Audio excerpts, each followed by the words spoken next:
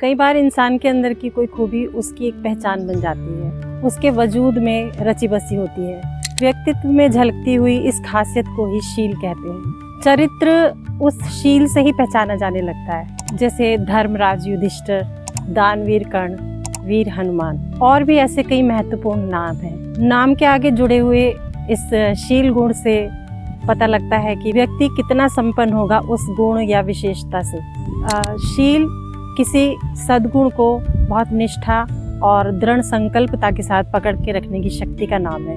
अगर हम बात करें मॉडर्न साइकोलॉजी की, तो यहाँ पर किसी भी जड़ से जमे हुए गुण या अवगुण दोनों को ही ट्रेट्स कहा जाता है। इस लिहाज से तो हिटलर की तानाशाही का ट्रेट्स भी इसमें शामिल होगा और भाषाई अनुवाद इसका शील ही किया जाता है।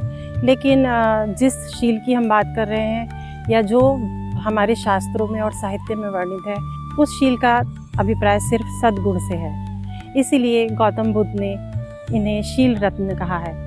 ये शील मनुष्य के अलंकार या आभूषण है। गुरु जम्बेश्वर जी ने अपनी शब्दवाणी में कई शील रत्नों का जिक्र किया है।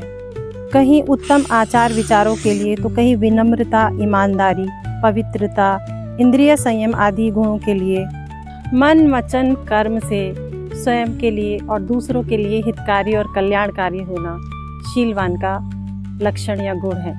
धर्म, सत्य व लक्ष्मी शीलवान के पास ही रहते हैं, ऐसा उल्लेख महाभारत में है।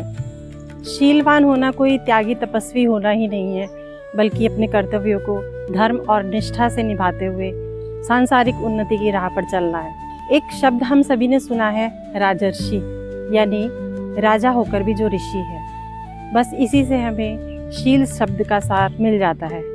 शील पालन करना विष्णुई पंथ का चौथा नियम है। ओम जम्बेश्वराय नमः।